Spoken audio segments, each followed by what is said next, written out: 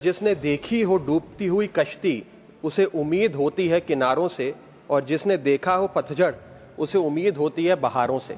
Milk के samples में 71% samples में यूरिया और 64% सैंपल्स में न्यूट्रलाइजर जैसे सोडियम बायोकार्बोनेट पाए गए। सर, इतना तो देश में मिल्क का प्रोडक्शन नहीं है जितना इस देश में दूध बेचा जा रहा है। टेलीकॉम ऑपरेटर का 28 दिन का मंथली रिचार्ज, साल में सर महीने 12 होते हैं, लेकिन 28 दिन की रिचार्ज के माध्यम से 13 टाइम्स रिचार्ज कराना पड़ता है।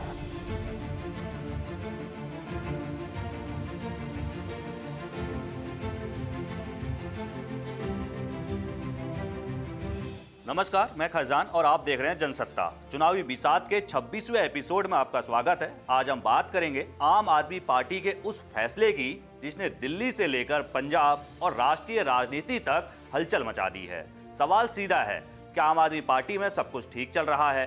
क्या पार्टी ने अपने ही उभरते चेहरे राघव चड्ढा के पर कतर दिए हैं? और सबसे बड़ा सवाल, क्या अरविंद केजरीवाल को राघव चड्ढा से राजनीतिक खतरा महसूस होने लगा था? आज इन सभी सवालों के जवाब आपको विस्तार से हम देने वाले हैं।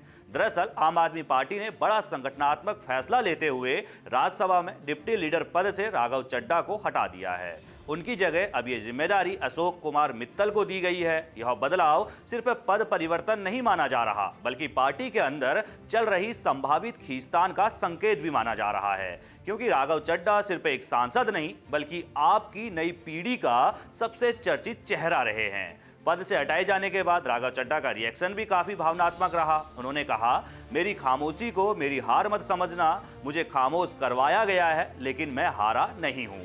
उन्होंने ये भी सवाल उठाया कि अगर संसद में जनता के मुद्दे उठाना अपराध है तो क्या उन्होंने कोई गुनाह कर दिया? उनका ये बयान साफ संकेत देता है कि मामला सिर्फ संगठनात्मक बदलाव तक सीमित नहीं है, बल्कि अंदर कुछ बड़ा चल रहा है। मुझे जब जब पार्लियामेंट में बोलने का मौका मिलता है, मैं जनता के मुद्दे उठाता हूँ और शायद ऐसे टॉपिक्स उठाता हूँ जिसे आम तौर पर संसद में नहीं उठाया जाता है। लेकिन क्या जनता के मुद्दे उठाना, पब्लिक इश्यूज पे बात करना कोई अपराध है? क्या मैंने कोई गुनाह कर दिया, कोई गलती कर दी? Have I done something wrong? ये सवाल आज मैं इसलिए पूछ रहा हूँ क्योंकि आम आदमी पार्टी ने राज्यसभा सेक्रेटेरिएट को ये कहा है कि राघव चड्ढा के पार्लियामेंट में बोलने पर रोक लगा दी जाए। जी हाँ, आम आदमी पार्टी ने पार्लियामेंट को ये सूचित किया है कि राघव चड्ढा को पार्लियामेंट में बोलने का मौका ना दिया जाए। अब भला कोई मेरे बोलने पर रोक क्यों लगाना चाहेगा? मैं तो जब बात करता हूँ देश के आम आदमी की बात करता हूँ। एयरपोर्ट पर मिल रहे महंगे खाने की बात रखी, जोमेटो ब्लिंकिट के डिलीवरी राइडर्स की प्रॉब्लम रखी, खाने में मिलावट का मुद्दा उठाया, टोल प्लाजा लूट से लेकर बैंक चार्जेस लूट की बात करी, यहाँ तक कि मिडिल क्लास पे टैक्स के बोझ से लेकर कंटेंट क्रिएटर्स पर स्ट्राइक क्यों करी जाती है, टेलीकॉम कंपनियां कैसे 12 महीने में 13 बार हमसे रिचार्ज कराती हैं, डेटा रोल ओवर नहीं देती हैं, रिचार्ज खत्म होने के बाद इनकमिंग रोक देती हैं, तमाम इश्यूज मैंने सदन में उठाए। और ये मुद्दे उठाने के बाद देश के आम आदमी का तो फायदा हुआ, लेकिन इससे आम आदमी पार्टी का क्या नुकसान हुआ? भला कोई मुझे बोलने से क्यों रोकना चाहेगा? कोई मेरी आवाज को क्यों बंद करना चाहेगा? खैर, आप लोग मुझे अनलिमिटेड प्यार देते हैं। मैं जब जब आपके मुद्दे उठाता हूं, आप मुझे सपोर्ट करते हैं, मुझे शाबाशी देते हैं, मेरा हौसला बढ़ाते हैं। मैं आपको कहना चाहता हूं, थैंक यू। ऐसे ही मेरा हाथ और मेरा साथ थामे रखिएगा, छोड़िएगा मत। मैं आपसे हूं और मैं आपके लिए हूं। और जिन लोगों ने आज पार्लियामेंट में मेरे बोलने का अधिकार मुझसे छीन लिया, मुझे खामोश कर दिया, मैं उन्हें भी कुछ कहना चाहता हूं। मेरी खामोशी को मेरी हार मत समझ लेना। मेरी खामोशी को मेरी हार मत समझ लेना। मैं वो दरिया हूं जो वक्त आने पर सैलाब बनता है। जय हिंद। राघव चड्ढा का बयान सुनकर साफ पता चलता है कि आप में सब कुछ ठीक नहीं है। राघव चड्ढा की जगह डिप्टी लीडर की जिम्मेदारी अशोक मित्तल को दी गई है। अशोक मित्तल शिक्षा जगत का बड़ा नाम रहे हैं और लवली प्रोफेशनल यूनिवर्सिटी के संस्थापक के रूप में उनकी पहचान है। 2022 में उन्होंने सक्रिय राजनीति में प्रवेश किया और राज्यसभा पहुंचे। संसदीय समितियों में सक्रिय भूमिका निभाने वाले मित्तल को संगठनात्मक रूप से संतुलित और शांत नेता माना जाता है। उन्होंने इस पूरे विवाद पर प्रतिक्रिया देते हुए कहा, पार्टी में सब ऑल इज वेल है। पार्टी में लीडर या डिप्टी लीडर जो भी राज्यसभा में या लोकसभा में रहते हैं, उनका बदलाव समय समय की प्रक्रिया जो कि होता रहता है। राघव जी से पहले Shri ND Gupta ji deputy leader थे, फिर वो बने, आज मैं बना हूं, कल को कोई और आएगा। क्योंकि हमारी पार्टी एक जनतांत्रिक लोकतांत्रिक पार्टी है और वो अपने हर लोगों को समय समय पर ट्रेनिंग भी देना चाहती है और सभी की प्रतिभा को उभारने का प्रयत्न भी करती है। तो शायद इसी कड़ी में पार्टी ने ये फैसला लिया है कि ये मैं जिम्मेदारी निभाऊं ताकि मैं और सीख सकूं कि हमें अपने पार्टी के प्रति कर्तव्यों को और देश के प्रति अपने कर्तव्यों को कैसे बेहतर तरीके से निभाना है।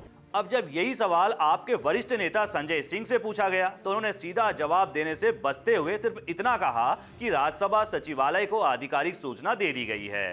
हालांकि सबसे बड़ा विवाद तब खड़ा हुआ जब खबर सामने आई कि पार्टी ने राज्यसभा सचिवालय से यह भी कहा है कि राघव चड्ढा को बोलने का समय आवंटित ना किया जाए। यही वो बिंदु है जिसने राजनीतिक बहस को और तेज कर दिया है।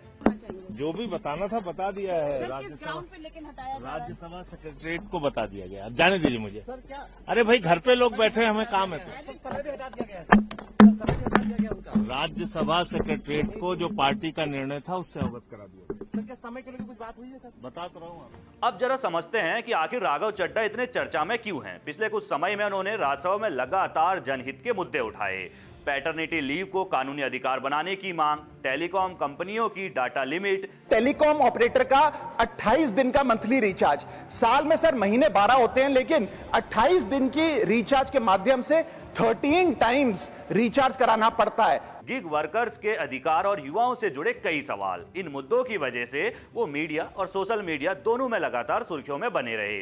राजनीतिक विश्लेषकों का मानना है कि उनकी बढ़ती लोकप्रियता ने उन्हें पार्टी के भीतर एक अलग पहचान दे दी थी। लेकिन पार्टी सूत्रों के मुताबिक राघव चड्ढा लंबे समय से पार्टी गतिविधियों में उतने सक्रिय नहीं दिख रहे थे। दिल्ली शराब नीति मामले में जब अरविंद केजरीवाल और मनीष सिसोदिया जेल से बाहर आए तब राघव की चुप्पी भी चर्चा का विषय बनी। इसके अलावा यह भी कहा जा रहा है कि राज्यसभा में तय समय से ज्यादा बोलने के कारण दूसरे सांसदों को मौका कम मिल रहा था, जिससे अंदरूनी असंतोष बढ़ रहा था। एक और दिलचस्प पहलू सामने आया राघव चड्ढा के सोशल मीडिया पोस्ट। हाल के महीनों में उनके पोस्ट में पार्टी का नाम, झंडा या चुनाव चिन्ह कम दिखाई देने लगा था। राजनीतिक गलियारों में यह चर्चा तेज हो गई कि क्या राघव अपनी अलग राजनीतिक पहचान बनाने की तैयारी कर रहे थे। हालांकि इस पर कोई आधिकारिक पुष्टि नहीं है, लेकिन अटकलें जरूर तेज हैं। अब राजनीतिक विश्लेषण की बात करें तो 3 संभावित वजह सामने आती है। पहली, पार्टी के अंदर नेतृत्व संतुलन बनाए रखना।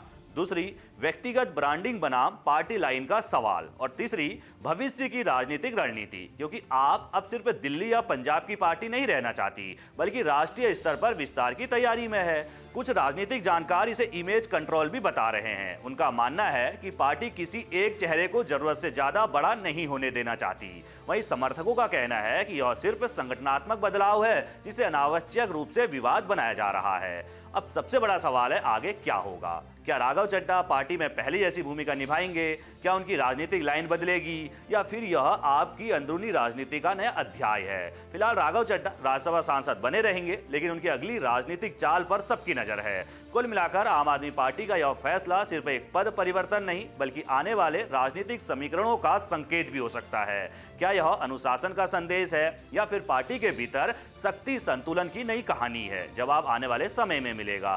फिलहाल इतना तय है कि राघव चड्ढा का अगला कदम और आपकी अगली रणनीति दोनों पर देश की राजनीति की नजर टिकी हुई है। इसी के साथ आज के चुनावी बिसात के एपिसोड में बस इतना ही। अगर आपको यह विश्लेषण पसंद आया हो तो वीडियो को लाइक करें, चैनल को सब्सक्राइब करें और कमेंट में जरूर बताएं क्या आप में सच में सब ऑल इज वेल है या कहानी कुछ और ही है।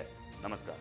जहां नेता चले चालें और वोटर करे हिसाब, हर सीट पर तगड़ी जंग, हर गली में हंगामा, कुर्सी के खेल में छुपा है बड़ा ड्रामा।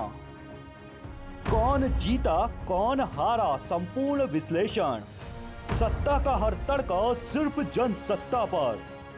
चुनावी बिसात सोमवार से शुक्रवार शाम 7 बजे।